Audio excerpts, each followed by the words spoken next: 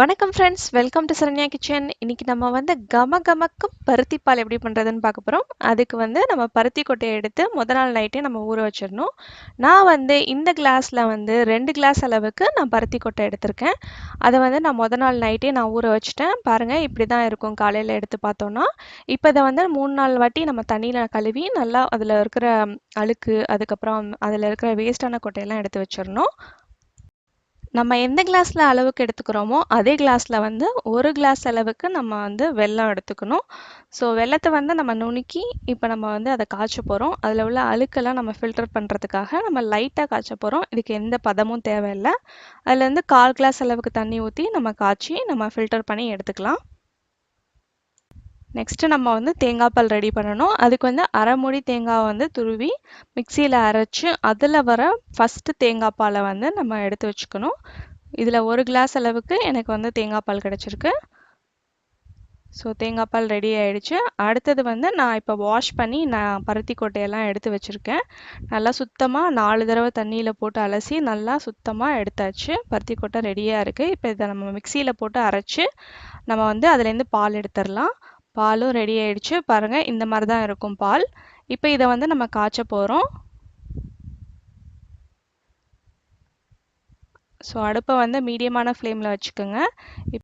பருத்தி பாலில் உள்ள பச்சை வாசனை போகிற அளவுக்கு நம்ம வந்து அதை காய்ச்சணும். அப்போ அதுக்கு சைட்லேயே வந்து நம்ம வெள்ளைப்பாகும் ரெடி பண்ணிடலாம். ஜஸ்ட்டு கரைஞ்சா மட்டும் போதும். இப்போ வந்து நல்லா பருத்தி பாலை வந்து நல்லா காய்ச்சணும். அதில் உள்ள பச்சை வாசனை போகிற அளவுக்கு காய்ச்சணும். இப்போ நம்ம வந்து இதுக்கு வந்து 2 டீஸ்பூன் அளவுக்கு பச்சரிசி மாவை எடுத்து அதை வந்து நம்ம தண்ணியில் கரைச்சிக்க போகிறோம். இப்போ இது கரைக்கும் போது கட்டி விடாமல் நம்ம கரைக்கணும். தண்ணி கொஞ்சம் கொஞ்சமாக ஆட் பண்ணி நம்ம கட்டி இல்லாமல் நம்ம வந்து அரிசி மாவை கரைச்சி எடுத்துக்கலாம். டீ காஃபி எல்லாம் வரதுக்கு முன்னாடி நம்மளோட முன்னோர்கள் வந்து பருத்தி பாலை தான் காலையில் எடுத்துகிட்டு வந்தாங்க. இப்போ நம்மளோட பருத்தி பால் வந்து நல்லா பச்சை வாசனை போகிற அளவுக்கு கொதிச்சாச்சு. இப்போ இதில் வந்து நம்ம கலக்கி வச்சுருக்கிற அரிசி மாவு நம்ம ஆட் பண்ணிட்டோம். இப்போ இது வந்து கொஞ்சம் கொஞ்சமாக திக்காக ஆரம்பிக்கும். இதையும் ஒரு 2 நிமிஷம் வந்து மீடியமான ஃப்ளேமில் வச்சு மிக்ஸ் பண்ணலாம். இப்போ அது நல்லா திக்காயிடுச்சு, பார்த்தீங்கனாலே தெரியும். இதில் வந்து நம்ம கரைச்சி வச்சுருக்க வெள்ளைப்பாகை வந்து நம்ம ஆட் பண்ணுறோம். அதையும் நல்லா மிக்ஸ் பண்ணி எடுத்துக்கலாம். இப்போ அதில் வந்து நம்ம வந்து நுணுக்கி வச்சுருக்க ஏலக்காய் தூள் ஒரு 1/2 டீஸ்பூன் அளவுக்கு நம்ம ஆட் பண்ணிக்கலாம்.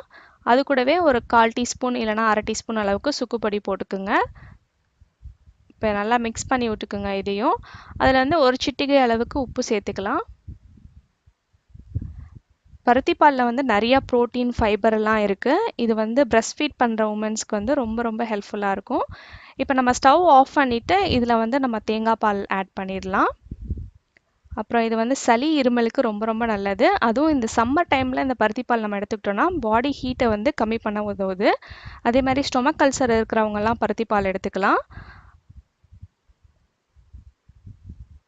அப்புறம் வந்து மென்சுரல் சைக்கிளில் ஏதாவது ப்ராப்ளம், இர்ரெகுலர், அப்புறம் வந்து பிசிஓடி, பிசிஓஎஸ் அந்த மாதிரி பிரச்சனை இருக்கிறவங்க பருத்தி பாலை வந்து டயட்டில் இன்க்ளூட் பண்ணிக்கலாம். இப்போ லாஸ்ட்டாக வந்து 2 டீஸ்பூன் அளவுக்கு நான் வந்து தேங்காய் துருவல் ஆட் பண்ணுறேன். அவ்வளோதான், நம்மளோட மதுரை ஸ்பெஷல் கமகமக்கும் பருத்தி பால் தயாராகிடுச்சு. கண்டிப்பாக இந்த ரெசிபியை நீங்கள் ட்ரை பண்ணி பாருங்கள். ட்ரை பண்ணி பார்த்துட்டு உங்களோட ஃபீட்பேக் கமெண்ட் எனக்கு சொல்லுங்கள். நன்றி. இந்த வீடியோ உங்களுக்கு பிடிச்சதுன்னா உங்கள் ஃப்ரெண்ட்ஸ் அண்ட் ஃபேமிலி கூட ஷேர் பண்ணுங்கள். மறக்காமல் சரண்யா கிச்சனை சப்ஸ்கிரைப் பண்ணுங்கள். கூடவே பெல் பட்டனையும் ப்ரெஸ் பண்ணுங்கள். இந்த நாள் இனிய நாளாக வாழ்த்துக்கள்.